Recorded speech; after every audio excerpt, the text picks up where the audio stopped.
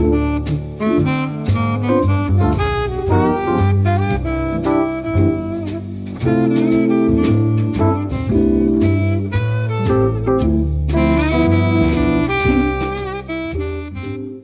to In Front of Ira. We're Sabrina. And Torsten. Two historians. And friends. And lovers. Of romantic comedies. And this is the podcast in which we answer the age-old question. Will they or won't they? Is it or isn't it a romantic comedy? Technically, that's two questions. I can't do this with you right now. Or I guess I can, otherwise we wouldn't be here anyway. I feel this is every single time we stumble over this one. It's not working. We're trying to make it work. We need something else. It's not working. We need something else. Nobody cares.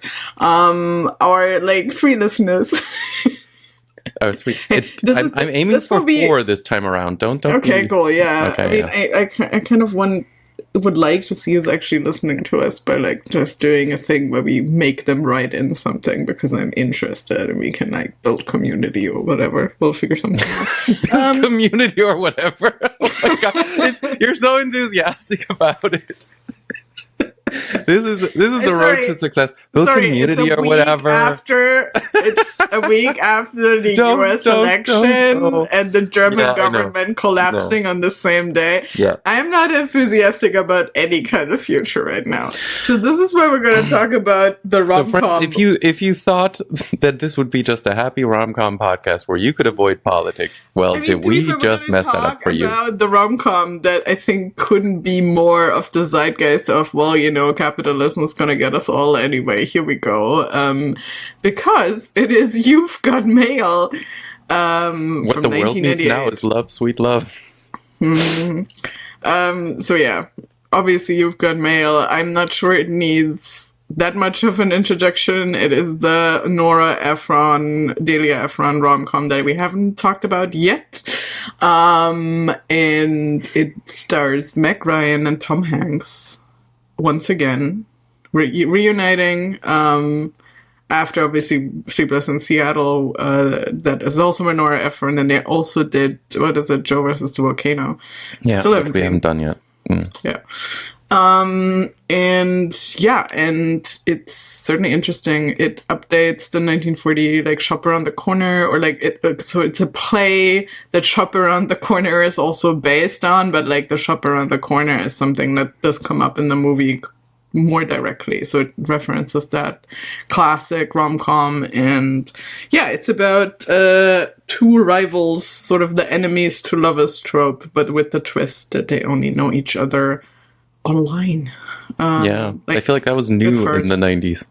Yeah. And obviously You've Got Mail comes directly from the AOL message of the old email. Of the email of old, which I didn't, because I always had email on a private server and Microsoft Exchange. Yeah, because you grew up in a techie family. I had to explain everything to everyone. I had an AOL account, and I remember I had an AOL account because it was so early in the AOL days that you could still get handles without weird numbers behind them, but I couldn't get my name. So I basically just ended up calling myself Torsty, and I kind of lived that down because I'm that's not actually what I want to be called. It was just that was the handle, and then that was shooting yourself in the foot. But I had an AOL handle without numbers, so I'm a little bit proud. I most of my friends, some of my friends I was 10, 11 when I had my first email too. So it's also been since the year 2000, 2001. So not that much later. It's just they never used AOL, but friends of mine definitely were constantly using AOL, and all of us were I was still on those types of chat rooms, I have to say, even though I was way too young for them. But it was one of those things, even when I was a bit older, it was, it obviously is also where, you shouldn't be when you're that young for good reasons, especially not in those, dating, Tom Hanks hanging out there. Yeah, if it had only been Tom Hanks. But yeah, I mean, at least like the ecosystem is still familiar enough to me, which now if you're in your 20s right now, you have absolutely no fucking clue what that was like. So it's actually really interesting because the way that their conversations happen is mostly email, and then like little chat windows come in. And I don't think people, if you just watch this and you're young today, you're not entirely sure what kind of like what are the things you can do on this app. It's kind of like, because it's very clear from the AOL days that it would be you have your email, but you also have your chat rooms, and you have your person-to-person chats, which became or started off as AOL Instant Messenger. I don't entirely remember exactly how that went. And I remember it. I had like a whole throwback thing where I remembered years and years and years in which I had like an instant messaging program on my screen that I use texting today, and just with different services and talking to people. Yeah, the first one I had was ICQ. The first one I had was ICQ as well, yeah. Which got rolled into AOL Instant Messenger. So for a while they were actually like the same. And the interesting thing with that was like ICQ actually feels more like texting today, because you could actually send things offline and people would get them. AOL Instant Messenger was this thing of like you have to actually be online to talk to people. And I remember that was like a whole big thing. This is just old people talking about tech, kids, where you had to keep like a phone line open if you wanted to do this. I remember at some point getting ISDN, so you'd have one phone line for phone calls. You'd have one where you were just constantly logged into. It's just so dumb. Yeah, I mean, I think because like my dad has a like IT company, so obviously and he always also worked from home, so he was like had to have certain things like ISDN probably very early compared to other people. Like again, my friend who definitely had AOL, my best friend at the time, they still had the classic like you could only surf or use the phone. So, with the beeping modem. With the beeping modem and so on and so forth. I mean, we definitely had that at some point, but like got rid of it much earlier than I think like a normal household would have. But yeah, it is definitely that. And I think the intermediacy of this when they shift in the movie. So first they send each other email, which is basically like sending each other letters, right? The way they rate them and the way they engage with each other. And then at some point it shifts to this kind of intermediacy. And then at the end, they also meet in person, even though they don't know that this is the same person, like he knows and she doesn't, and so on. But it feels like a gradual kind of like, the communication shifts from one thing to the other throughout the movie, which I think is intentional. And is also something that like so many other movies then have since referenced. I'm just thinking of the one we did before, what is it? Something's Gotta Give, when they message each other from other in bed. The house, and it's like, oh my God, you're online, it's like that. Again, the immediacy of like, well, here we are now. Yeah, it's that weird feeling of like, of you're trying to message someone and you see them come online, and that's like a big thing. Like, no, that's just where we are now. That's where we live. And it's weird if it's the other way around. Exactly. Like now I can just message almost everyone I know at all times from my phone, and like, we also sort of don't always expect an immediate answer. Like we can always message people whether they're not online. And like, I mean, it's just different. It's no longer that like exciting feeling. Of course, like the 3 dots appearing can be a thing of like that kind of feeling. But you can also, in most apps, you can now choose if people are supposed to see that you're online or see that you read your message and so on and so forth. So I think that's also shifted.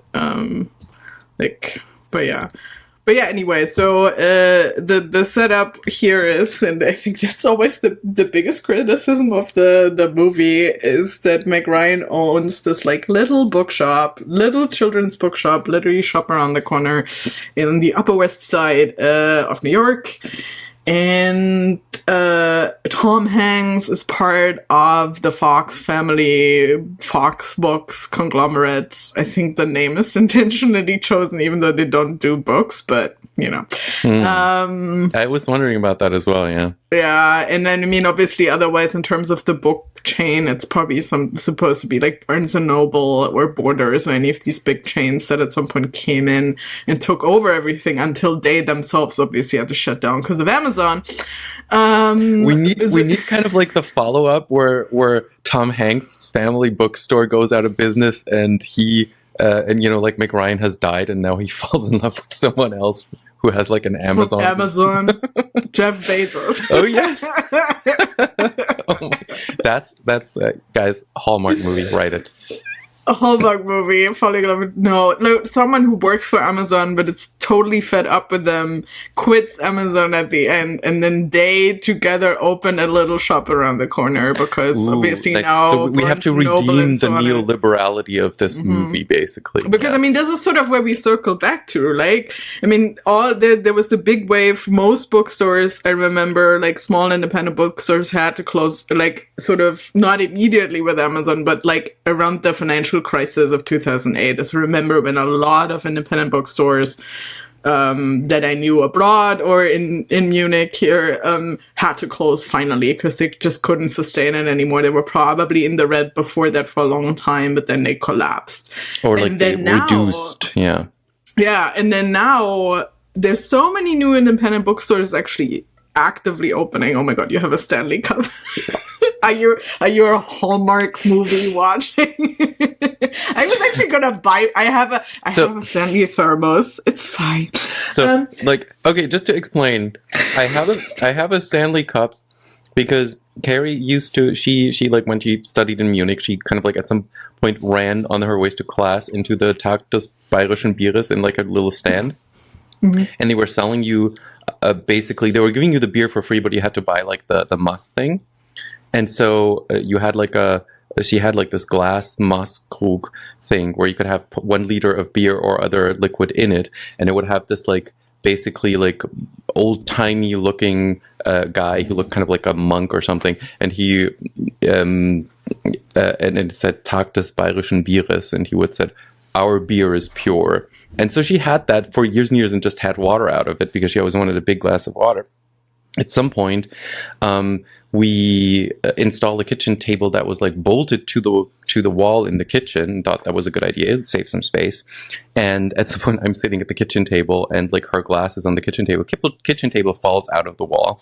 That's what happened to my wall-mounted kitchen table too, by the way. Yeah, don't friends. This is a PSA. Yeah. Don't wall mount kitchen tables. It's not worth it. If you're in a post-war building, most of them do not sustain the weight. Anyway, this was a nice deal. And then I bought a Stanley Cup. Stanley Cup, yeah. I'm actually gonna buy one because like I just moved. This is very riveting for our viewers because I just moved and I no longer have space for the nightstands I had in my old apartment. So I just have like a little wall-mounted thing now for like my glasses and whatever. But like to have water, I also just adopted cats, so I can't have like a glass of water anywhere near my bed over. Because either will fall or they will jump on it, or like they're comparatively well behaved to other cats I've had, but at the same time, if there's a glass of water, they will just drink out of it or they will throw it over because they're jumping around. So I'm now also at the stage where I've been looking at things and apparently the Stanley Cup is the best option, especially the one with the straw, obviously. I know. Like, I didn't want to buy a Stanley Cup. I knew the story of the Stanley Cup. It just ended up hype of it. Yeah. Like, no, okay, I'm a basic white woman anyway. It doesn't matter. I will fully commit. I'm sitting here in a podcast where we discuss romcoms and including Hallmark. So, like, who am I fooling? Anyway, if you're still here, we're discussing 1998's You've Got Mail, starring Tom Hanks and Meg Ryan, and we just started talking about the plot before we got derailed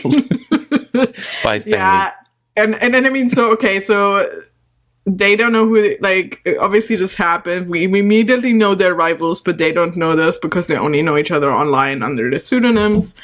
Also, by the way, because we talked about tech, I remember, I think it was a Tumblr post or a tweet by someone who must be younger than us, because their gripe with it was like, all my online friends live in other countries. How is it possible that these two met online but live like within a block of each other? I'm like, it was local chat rooms. You don't understand.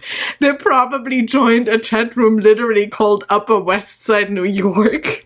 It was, I think she talks about like the over 30 chat room, and it must have been like a local over 30-year-old chat room. Over 30, like, which is exactly how this worked. Yeah. Because then people would also meet up on like in real life much more often. I mean, people still do, but like I also have friends I made online who all live in different countries, and I still met up with them in these different countries because I have the means to do so. But like, yeah, I mean, they also constantly talk about how much they love New York and the fall and all of this stuff because they clearly know they're in the same area, and they clearly keep wondering. Like, she at some point also wonders out loud, like if she's seen him, right? Because she knows he lives around there, and it's not like a plot hole. That's just how the internet used to work, kids. Yeah. Just FYI, you keep banging against the table. It's picking it up. It's a new table. Yeah, I know. Like the changes in podcasting environment will divert attention. So the one thing that I thought was really interesting, because you already mentioned this, kind of we start with tentative connections. We're writing emails. We're starting to chat like one-to-one at the same time, and then they actually meet or actually want to meet, and then in the end it's revealed, that they've met and how they've met and all of that. But the way that the movie starts is also kind of introducing this movement from the virtual to the real, right? Because it starts with this kind of grid, very old-timey CGI of Manhattan, and then at some point fades over. Like the CGI gets a little bit more fancy, and then at the point where it almost looks real, it just kind of cuts to a real street and then shows Meg Ryan's house. So we kind of really come through the virtual into the real, which I think is really the point of this movie, right? They're not trying to write a movie about like make your life in cyberspace. They're writing a movie about this is another place where you can meet and then be in real life with people you've met there. Yeah, it's that shift of the internet of like, oh, these are actually like spaces. Like that's not really the like third space meets something else because it's the other one. But like it's just the acknowledgement by the late 90s that like the internet is very much also a real place in more ways than one, because it makes personal connection possible, which is, I think, interesting because it's a very like positive view of this kind of thing, which not everyone at the time had. Because I mean, the sort of cliche is like, oh, we all lose connection because of the internet. Whereas like my personal experience has always been, again, I have so many people, so many friends in my life that I met online or that I'm only in contact with regularly, because we don't, like, you and I also don't live in the same place. If it weren't for the internet and these things, we wouldn't be in touch. Yeah, we used to. Yeah, and so it's like these things, and I think that's it's a clearly, like, again, romantic view of, like, this makes this possible, and it's also before dating apps, like, chat rooms like these were also they were also explicit dating chat rooms, and I mean, it's interesting that they both end up there, even though they're in relationships with other people at the start of the movie, right? I mean, it probably wasn't like an explicit dating chat room. It was like the over 30 local whatever. But like most people do join these chat rooms to make connection with local people, including romantic connections. So it's interesting what motivates them to get on there, probably because they already realized their relationships there. That is really the part that I thought was interesting. Because like at some point, Meg Ryan asks her assistant, who I just completely love, because she feels like she's been imported from a 1940s movie. She looks like, I mean, it's clearly on purpose. So like, it's not like I'm seeing something that's not meant to be. But she is just so wonderfully like interpreting that 1940s style that it's just like it's completely wonderful. Especially, I mean, the minor characters in this are all great, but her especially like was such a throwback to the well, there's one minor character that is not great. We'll get to we that. have to talk we'll about get him. to that. But the thing that I wanted to talk about regarding all of this again is the optimism of the early internet, because like in the 90s and early 2000s, like anything before like the Web 2.0 era and kind of like around and even after the dot-com bubble, they were internet boosters, right? Being on the internet and participating in the internet was a choice. Like you could live your life and not do that. And if you were doing that, you are kind of an optimistic internet booster, whether you want it to be or not, because it's this new technology and you see all this potential. And at some point, we all turn cynical, but this happens gradually, and it happens like after the 2000s, essentially. Like definitely not in the 90s. 90s just show that you can burn a lot of money in internet stuff as well. But the real kind of cynicism of the internet doesn't really start until around, I'd say, the financial crisis and after. Yeah. And I mean, I think that's also like it is also that burgeoning thing of like, yes, all the conglomerates will start taking over things. So it is that precipice. Like, it's interesting, like, the point of view that, like, Nora and Delia Ephron take on it, because it seems like they must be critical of it. And, like, some characters in the movie are obviously critical of it. And, like, the way their politics align would have to mean we have to hate, like, Tom Hanks's character. And, I mean, I think there is an attempt of making clear that he too is like, he grew up in this and he doesn't know anything else, and he's trying to redeem himself towards the end, obviously, but it never like fully succeeds. Like, how are we ever supposed to sympathize with someone who's shutting down all of these small businesses, including the female lead's small business that he actually visited and like had no sympathy for at that point? Because he says it's not personal, and at some point she says it wasn't personal to you, it was personal to me. And I think there is the thing, and people have, I mean, spilled a lot of ink writing about this movie, and the thing that does come up is this kind of the almost like sneaking neoliberality. And I think we have to be honest here when we look at Nora Ephron. Like, she's not in that sense a kind of modern 21st century like left of center person. She's kind of a classic liberal person, in that sense, and she is on that neoliberal train, right? She might be critical of aspects of it, and she clearly is, but the whole idea of the promise behind that isn't completely alien to her. Yeah, and it's such a weird tension in the movie, because, like, on the one hand, we also get, like, this very romanticized view of New York in the fall, and specifically the neighborhood of the Upper West Side that obviously Ephron lived in and that the characters live in, and it's, like, the markets, like, the local market and the local, like, fairs and all of these things that also he takes his weird family relationship of, like, what is it, his uncle and his, like, what is, like, the two kids. His grandfather and father both had kids when they were very old with young women, and so those kids are like what, 10ish old, like 8, 9, 10, something like that, one younger, and when he basically is babysitting them and goes into her bookstore, she doesn't believe that the little kid is his brother and stuff like that.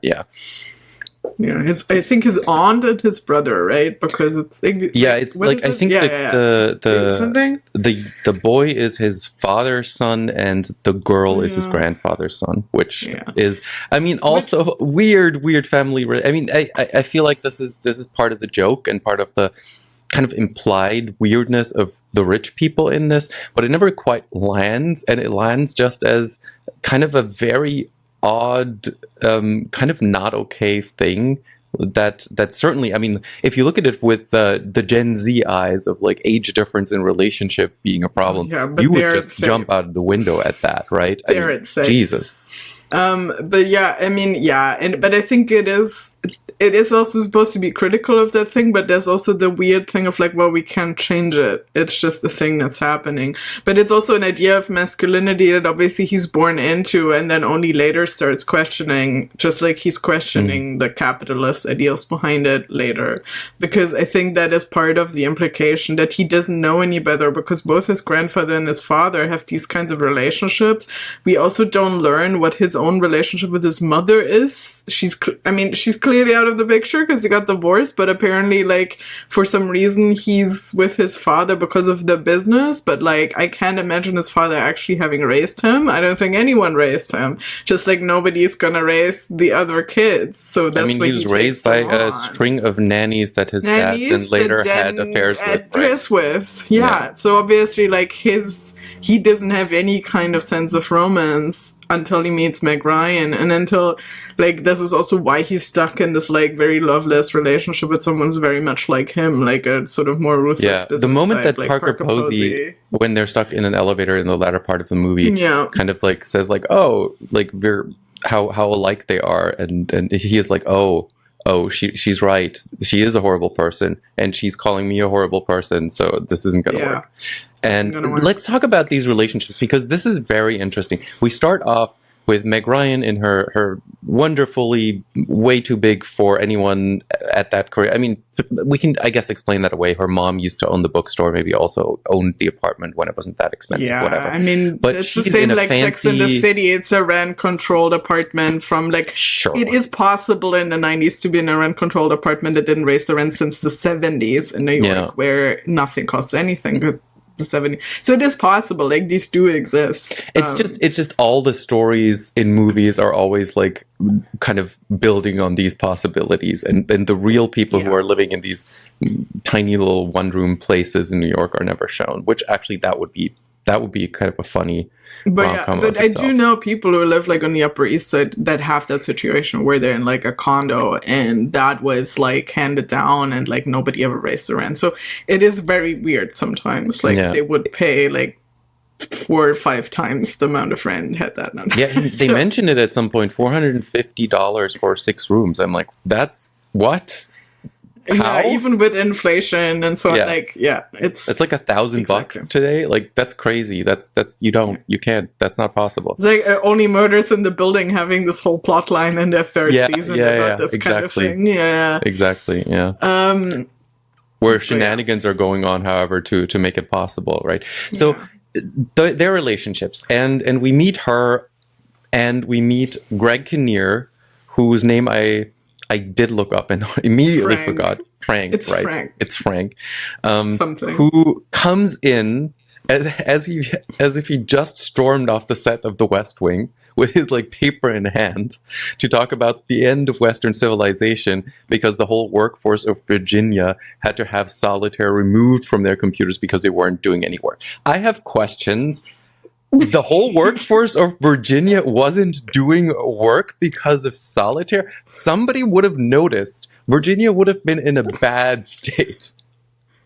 Then again, it is Virginia. Would anyone have noticed in 1998? Ooh, I hope any Virginians don't listen to us, but probably. Like, if you're Virginian, write in, complain. No, but also you're very right about the West Wing. I think he could be Josh Lyman. He is. When he's on TV later, at some point when he's talking to that woman who's flirting with him on TV, that's like, so good, it feels like Josh Lyman on the Sunday shows. It really does. Yeah. But yeah, I mean, they're in this relationship that is clearly supposed to be this thing where they're like intellectually compatible, and it's like, you know, the right fit kind of thing, like on paper, right? Which is the thing we often get in romantic comedies, where it's like, just like Tom Hanks is, you know, they're like, and this is why it has to work, but in reality, they don't really have any chemistry with each other. They're just like in relationships because it's convenient, and they have someone they can take to dinner parties with. It feels like, you know? Yeah. It feels like an extension of Heartburn sometimes. And Parker Posey also immediately, like when she first comes in, it's like, oh, come to this thing with me, and he's like, no, like, is that today? It's like, whatever.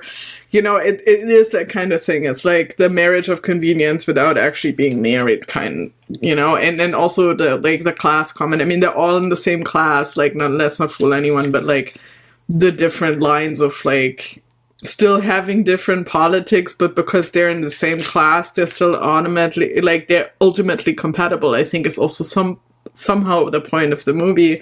Even though she has the small bookstore, she clearly still comes from some kind of wealth or can afford a certain lifestyle, and this is ultimately what this is about. I mean, it is kind of you watch these movies and you kind of understand the narratives of these liberal elites coming in, because it's not just that they have a certain amount of money and wealth. It's the popular culture references and just generally the references. They're so very much of a certain kind of bubble of being in the know. They read the same magazines. Yeah, that can look very alienating. And it is kind of cringe a little bit. Same, it was in When Harry Met Sally, and we get a very similar scene when all of them meet, when Parker Posey and Tom Hanks and then Greg Kinnear and Meg Ryan meet, and then at some point you said that Greg Kinnear was basically just the new version of Bruno Kirby. Yeah, because of that scene is what made it click for me, because Parker Posey has read a piece by him. Yeah, and he's like Carrie completely Fisher surprised. Exactly, basically the same scene, just kind of transposed, and it's an interesting dynamic because like also the people who are not meant to be together are ending up together there. In this case, Parker Posey and Greg Kinnear are not ending up together. At least it's implied. But it's then way funnier, and I think this is also like how the B plots always like mean something for the A. Like if you write well, the B plot is like mirroring some parts of the A plot in some ways, which is because like. Obviously, all of them break up, like with Parker Posey and Tom Hanks. It's like that elevator scene, gets stuck in the elevator. Everyone is reflecting on what they will do when they get out, and she has nothing like to offer. Essentially, like nothing profound. And this is when he realizes, and the thing where we're so alike, but the relationship between Meg Ryan and Greg Kinnear like essentially falls apart because they realize they just don't love each other. It's very amicable though, and it's very nice. And but because he ends up dating this, like he starts rallying for a book club because he's like leftist or whatever, passes for leftist in these circles, and like small businesses. He's a guy who owns an analog typewriter that passes for leftist. Yeah. And then he goes on this like talk show, but clearly the talk show host is, they're smitten with each other. It's really funny. And then later on, he admits that he's dating her or wants to date her. I don't think he cheated on Meg Ryan. It's just clear, like, there's something there with this other person. But, like, it's like, and she's like, is she a Republican? And he's like, I can't help myself, which is exactly the thing. Like, like clearly Tom Hanks' character is a Republican. What else would he be? And I think that is almost the tension, too. Like, it's not said anywhere, but they also talk about going to vote, and Meg Ryan admits she once forgot to vote when Giuliani was running for mayor, which, now is Giuliani. But, like, the Democrat-Republican thing, I think, is actually the whole time, and we're very much, like, this was the thing that I kept thinking about. Bill Clinton made everything worse. This is not a new insight, but like thinking about how the Democrats lost so much credibility, I think, with Clinton and how Clinton was doing politics. It feels like this is when Democrats and Republicans are already moving together so much that this is almost a meta comment on it, because she's like, what is the fucking difference at that point between establishment Democrats and Republicans? I mean, this is 98, right? And like the 2000 election, the whole big thing that they're talking about, oh, they're not very different. This is where like that myth comes from. Democrats and Republicans aren't very different.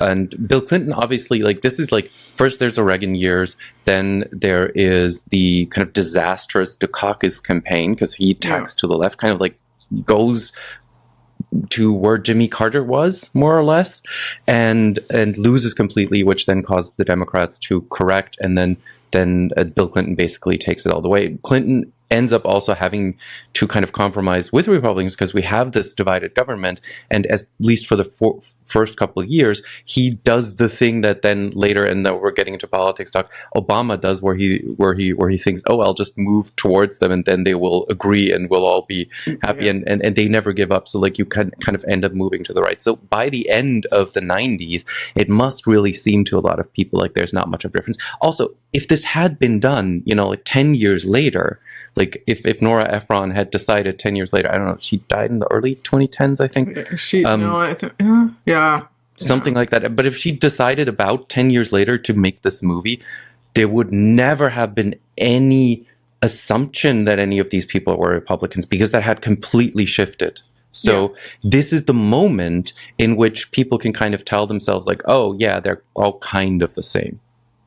Yeah, and I think this is part of it. Like it's there. Also, I mean, the whole Clinton Lewinsky thing, there's a certain type of masculinity here that I don't like. I mean, JFK exists, right? But it's less public, and it's all of these things. And I think that makes a huge difference. It being public, the whole background is the 90s like tabloid industry as well.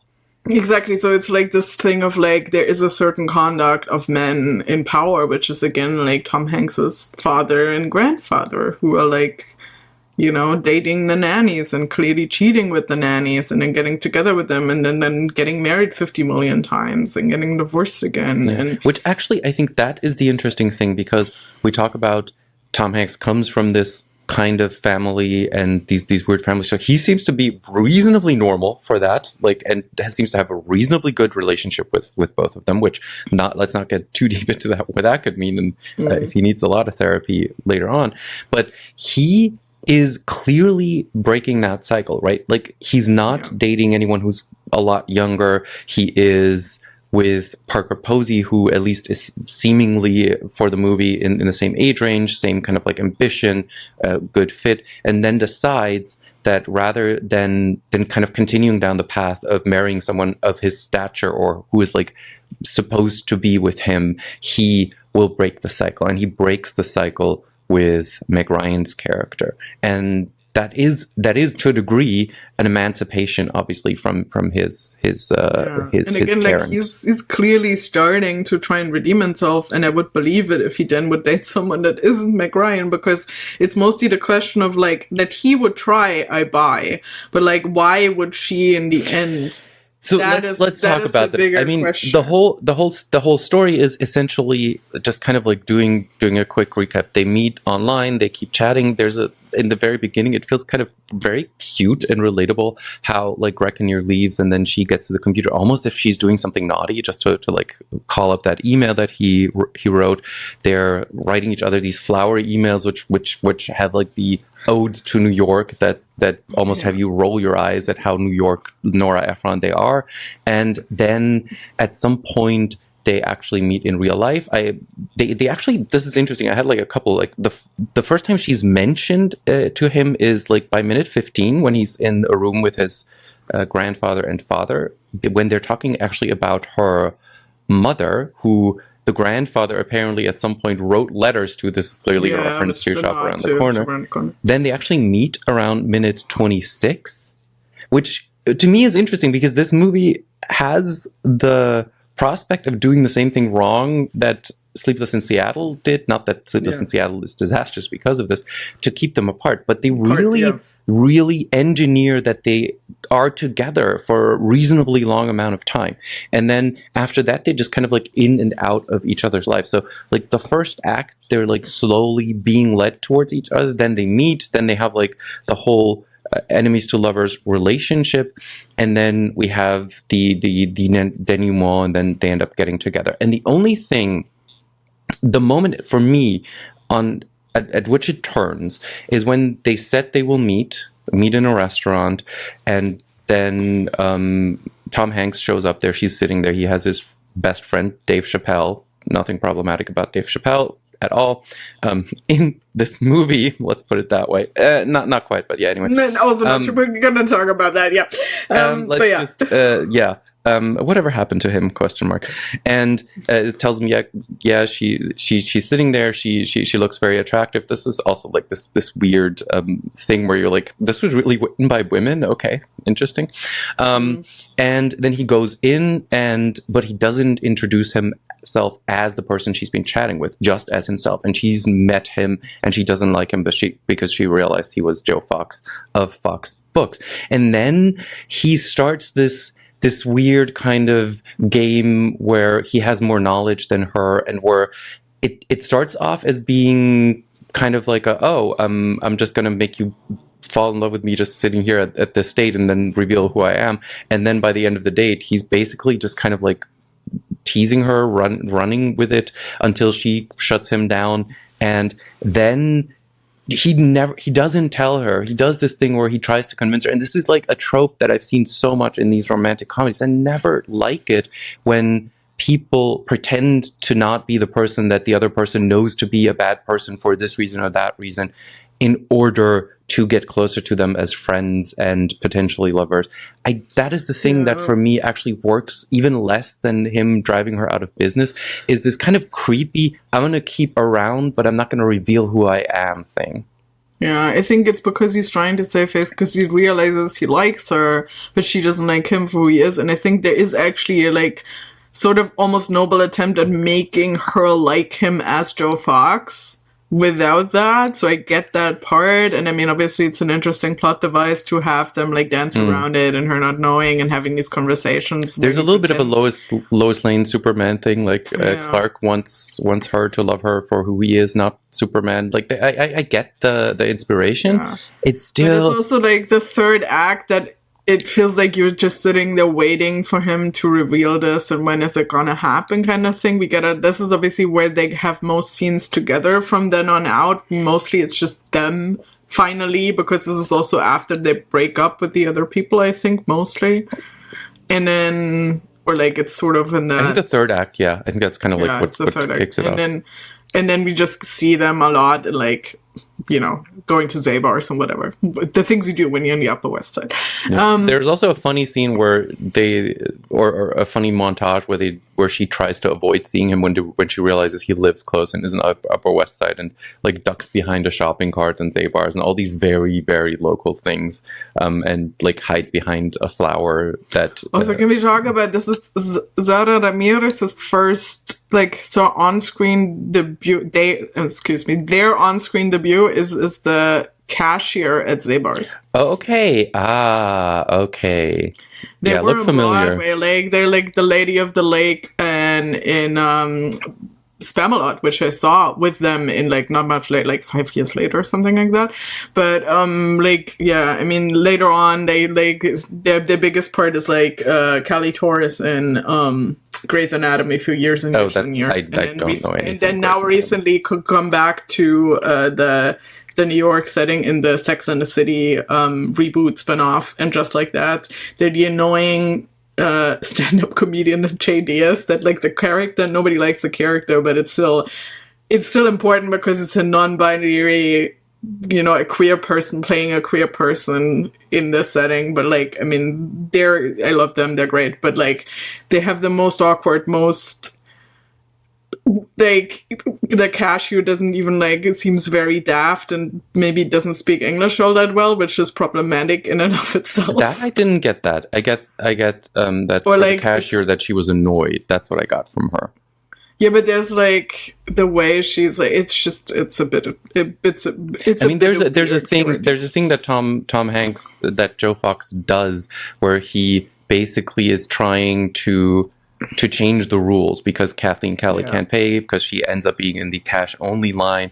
And I don't know, this is a long line, but like it doesn't feel like you need to involve the whole store and annoy a cashier who's only trying to do their job for this. And it's just like in terms of, and maybe this is the moment to talk about people of color in the absence of people of color in Nora Ephron movies. In the other movies, they just don't exist. And this one is like, well, you're in fucking New York, they would exist. But it's notable that like, again, that cashier is like a service worker and it's the only Latino person we see. Latinx person. And then Dave Chappelle. And then Dave Chappelle. Dave Chappelle, who is the best friend character to Tom Hanks, who works with him at Fox Books, and otherwise proves that the Ephrons cannot write black people. Like, aside from Dave Chappelle, but like, the dialogue he gets is also offensive to black. Like, you know, the person of Dave Chappelle is problematic too. But like, had it been any other black actor making him say things like, "Oh, she looks like a dog, man," like, it's just someone trying to write AAVE who's white. Like, I'm sorry, it's just bad. But yeah. And then also, I don't know. I honestly don't know, like, how much input you would have in your own dialogue if he. No, he wouldn't have. Yeah. That's the point. Like, he's not in a position in 1998 as the black actor in a mainstream movie to do anything, no matter who he is. Like, again, it could have been anyone. Could have been someone we like, Don Cheadle. Like, you know what I mean? Like, he's pro-trans. Like, this is the reason we hate Dave Chappelle. He's a transphobe. It's never. This is always this is the hard thing about anything. Basically, about the passage of time is like you watch, you have fun with a certain kind of property for 20 years and everything is fine, and then you kind of like all of a sudden some person on it has to have like a political take, and that you just kind of go like, what the fuck? It's like I really want us to do Forgetting Sarah Marshall because I love Jason Segel, and but like there's so many, like Russell Brand, who's unfortunately hilarious in it, but he's like, Jesus Christ. I mean, this is the guy who's selling the griftery necklaces now? He became super right-wing and then also cult, went into religious cult territory. It's like, and then also, sorry, but Mila Kunis is non-problematic. Like, she's married to Ashton Kutcher, and the stuff they're doing together is all like, it's just everyone except for Jason Segel in this movie, like Kristen Bell. I've heard some things about her husband, but like, you know, it's not great. At least Meg Ryan and Tom Hanks, I guess, are fine. I think there is something. I mean, maybe this is also kind of like the media moment, right? Because in the 90s, people tended to, like, this whole thing of like Republicans and Democrats are the same also tends to affect the media ecosystem, where everybody just kind of also tries to kind of hew to this imaginary center, which is like the Cold War liberalism kind of continued in a certain way. And as we move out of that and everybody really develops their voice, and right, you can see this on social media especially, where some people become heroes to a certain kind of group who agrees with them politically and become really hated by someone else, and in a way that didn't really exist before this. So this whole thing is also relatively new, right? Not that you didn't know that John Wayne was the most right-wing person you could imagine at the time, but also he supported a not completely crazy political party at the time. So it's still a different thing.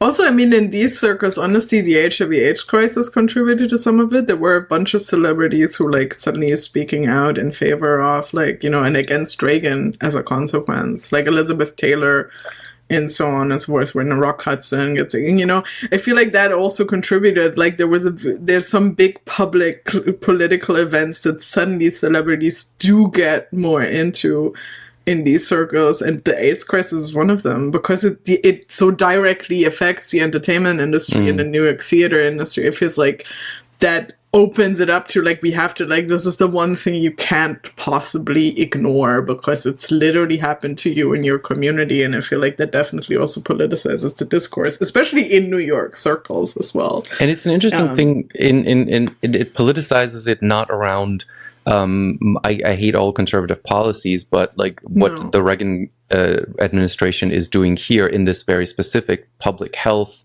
emergency is wrong, and then kind of like making people understand that that's inherent in their conservative policy, like as a second step, which is how you introduce the political into that discourse at the time.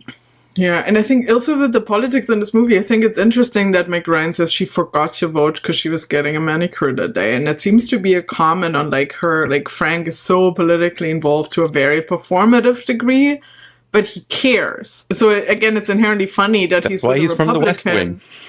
Yeah, but like it's funny that he's with a Republican, but like at least it is a very politically involved person. Like, I think that is sort of the thing, whereas McRyan's character apparently doesn't care. She's like in her shop around the corner. She cares about children's books, and she can remove herself from it without ever reflecting on why she, as a white woman on the Upper West Side, has the privilege of removing herself from politics. She kind of wants to live in that 1940s shop around the corner. Yeah, and like Joe Fox, I'm sure is very. I'm sure his family donates to various super PACs not much later, and definitely votes Bush. And I don't want to know what happens to them after 9/11, but like literally 3 years. This is 3 years before 9/11. Imagine this couple post 9/11 in New York. Like, you know, is there fanfic? Is there like dark fanfic about how they break up because of 9/11 and him being a Bush supporter? That would be really funny. No, I think the bad thing would be she would become a Bush supporter because this is the thing. She is, and Giuliani, even though she forgot to vote. Like, I mean, she clearly does not like Giuliani. Let's not put that on. No, but like he became a big hero after 9/11 until he completely lost his marbles. And she's partially responsible because she didn't vote against him. So damn you, Kathleen Kelly. Yeah. That is an interesting dynamic, and I mean, it's never spelled out, right? You could you're not actually getting that. You can make an argument that no, he's not actually a Republican. He's of that, like, you know, Donald Trump before he became a Republican kind of Democrat, just like movers and shakers in New York kind of persuasion, for whatever that is worth. But certainly its politics are of the 90s, of this centrist neoliberal government should do certain things but should kind of keep out of other things, and the market will save us all kind of politics. Because what else do you do, right? If the person who is the bad guy, and I'm like at some point watching this last night and texting you, and like, this movie is weird because it makes us like Tom Hanks even though he's technically the bad guy in a Muppet movie. Basically, right? This is he wins in Jim Henson the marketplace. Was an actual liberal. Like, if anyone was, Jim Henson was. Jim Henson would never have written Tom Hanks. He would have been an actual fox, and he would have been chased out of the movie at some point. Somebody make that. But this whole idea is. It's to me, it's very interesting how just unabashedly and kind of like accidentally pro big business this movie ends up being. It has this whole like heartfelt shop around the corner thing. Basically what every Hallmark movie is about, right? We need to preserve our little shop, our little bakery, our little whatever. And then they succeed in doing that and everything is right again. Here it doesn't happen. And I think it's meant to be a commentary on the changing times, which also makes sense with, we're talking about digital technology and all of that stuff, and it's constantly referenced in a funny way with Birdie, who says that she had cybersex once and kept getting disconnected. That's also a very funny 90s reference. But it's really weirdly kind of accidentally or not accidentally, again, like very neoliberal, very pro-market, maybe in a way that isn't really completely thought through. Yeah, and on a meta level, because also even on the wiki for this movie, it says that like it was even at the time criticized for all the obvious like brand and product placement, because obviously the AOL logo is in Starbucks. There, but then it's the Starbucks thing, even though it is the kind of like cultural comment about how like Starbucks makes people choose these 50 million things. There's just also very like astute, like a very Ephron-esque like comment on like culture, but obviously it's still name dropping Starbucks, it's still showing Starbucks, which to me is always funny, because to me Starbucks in my mind doesn't exist until the mid 2000s, because that's the first time I go to New York. It's very funny, like, because Starbucks doesn't come to Germany until much later. Not in the mid 2000s. I feel like it was there in the mid 2000s.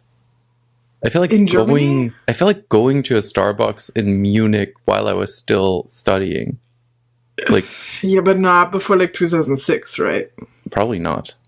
But I don't know. I could be misremembering. This is not really relevant to me, but it is definitely. Like it's so funny to me, like watching this back every time. I think, damn, Starbucks looks big enough in 1998 in public consciousness for them to it's huge. It's huge. Sense. Yeah. The first time I heard about Starbucks as a popular culture thing was, I think it was some late night comedy thing. I think it was like a Conan O'Brien sketch where he made a joke about Starbucks has announced that they have opened the first Starbucks inside a Starbucks. Like this, it must have been incredibly prevalent, and that was like mid-late 90s.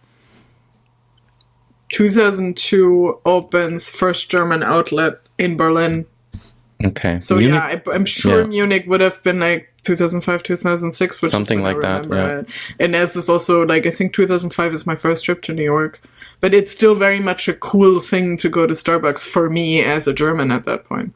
I mean, in the 90s, it was like, to some people, I think, like New Yorkers would have probably gotten annoyed with all the Starbucks, but people in other places, other places would probably be like, oh, this is the cool new like this is the only place I can actually get good tasting coffee in America. This is like a whole other story, but yeah.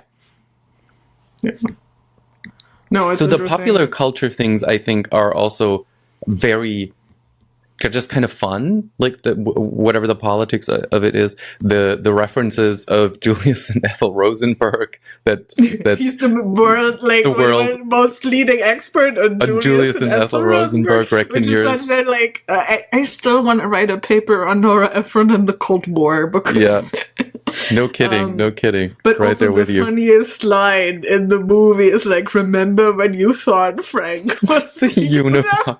Right, it's those references. They're so timely. They're so timely and so funny. They are so specific because they reference things that are going on at the time, but they're also kind of like from this point of view of somebody who is kind of like more into high culture, right? You would know who the Unabomber is, and you would know who Julius and Ethel Rosenberg were, and that they looked old when they were our age, and I don't know, they were like in their mid-30s. To be fair, if you're a Jewish New Yorker, you 100% knew who Julius and Ethel Rosenberg were. I think that might even cross class divides if you're a Jewish New Yorker, but I mean, definitely. How many of the characters are supposed to be Jewish New Yorkers? I thought Frank was, but certainly not Tom Hanks. Certainly not Kathleen Kelly. Doesn't sound very Jewish.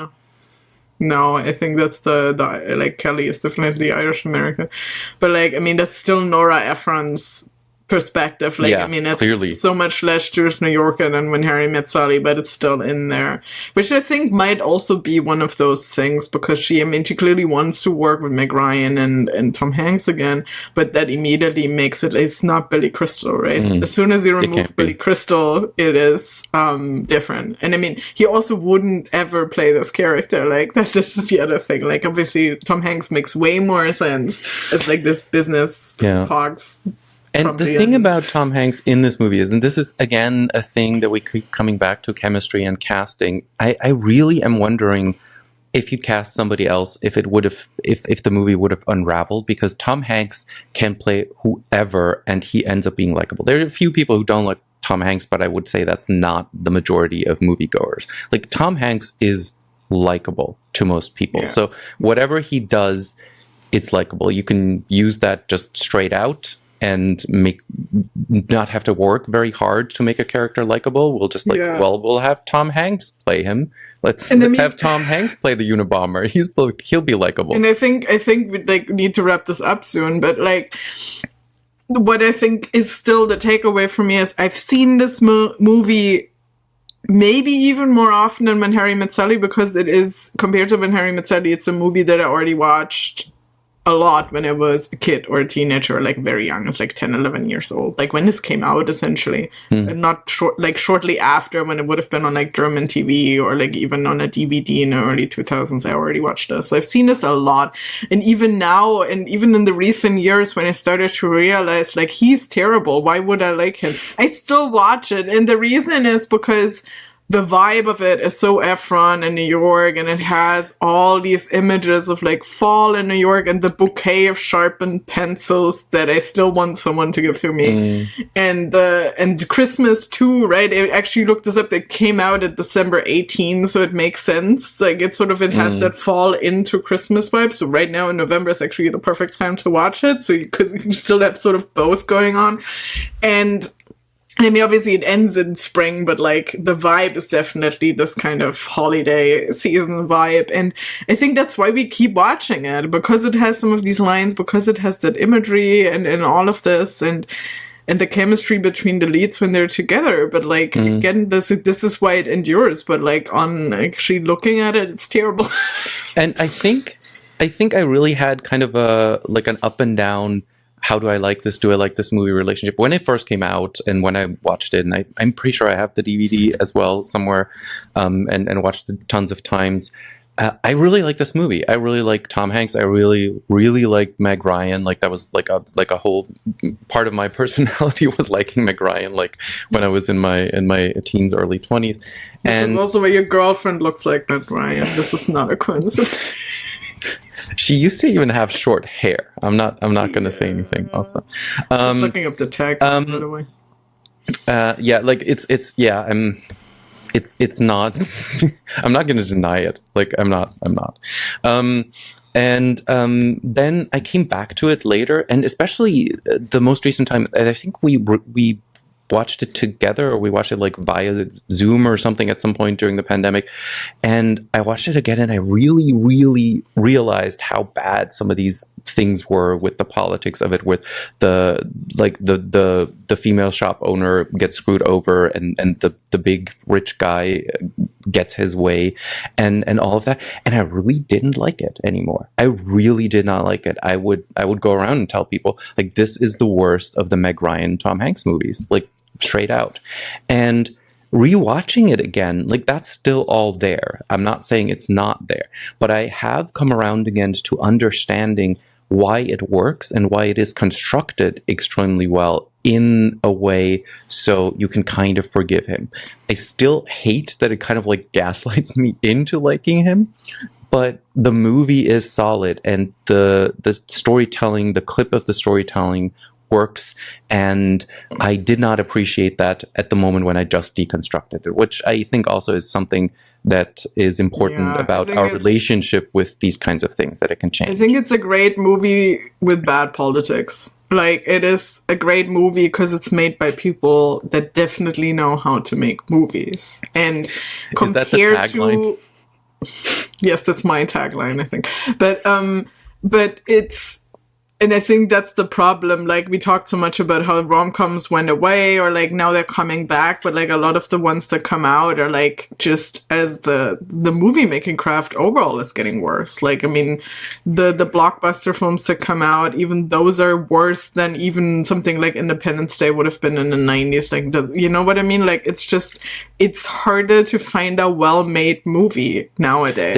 They're made to a deadline, right? They didn't used to be in a certain way, and they made to incorporate all of these different and the mid-budget properties. Film again has just completely disappeared, and this is this sort of quintessential. I mean, this is already like at the upper end of that, but like the vibe of these mid-budget movies are just, because the election was going on and I needed to distract myself with this fantasy, I watched Dave, like Ivan Reitman's Dave, with Kevin Kline as the stand-in for the president, which is also the perfect mid-budget movie because it has that like heartwarming feeling. It's utopian to a degree, and I think that You've Got Mail still absolutely has that vibe to it, and this is why you keep rewatching it. You keep rewatching it for the aesthetics and the vibes of it, but once you start to deconstruct this politics, it's absolutely fucking terrible. And I mean, like with Hallmark, it's more obvious, for instance, but it's also why people watch these things, for the vibe in so many ways, even though they know the politics are bad. I mean, we talked about how that also has shifted a bit for Hallmark, but in the core of it, like, we all know we're getting like a certain, right of center heteronormative fantasy, and with bad politics. Which you can kind of sink into, like, when you watch this, and every time that you then watch a movie that's actually good, you realize, oh, you could get much more out of 90 minutes than just this. Yeah. So do we want to do our taglines and fake taglines? Yeah, and so the real one is, someone you pass on the street may already be the love of your life. I remember this, actually, yeah. Which, I mean, it's funny because it sort of removes the online bit of it. There's another one that is At Odds in Life, in Love Online, which is, it's a classic enemies to lovers kind of, Also, of the time, one thing I noted is Tom Hanks spells online as 2 words. Just saying. The tagline here spells it with a hyphen. online. Oh, we're right at the moment that today was in the 40s, where you're like, is this with a hyphen? Are we writing it as one word? What's happening? Yeah, it's really funny. Yeah. So what's your tagline? My fake tagline is, "Thank you for using AOL." Thank you. Mine is it's a good movie about politics. Yeah, that's a pretty good. And maybe it was Frank the Unabomber. Yeah. Question mark. Or she's like, no, you know what actually is it? But it also sums it up. Is she a Republican? I can't help myself, which is my experience watching this movie. She is definitely a fucking Republican. I still can't help myself liking the movie. It's true. That was eloquent shit. To quote Tom Hanks. Yeah. Cool. Let's wrap this up then. Cool. Let's all watch. Let's send each other bouquets of pencils and sharpened pencils. Watch You've Got Mail.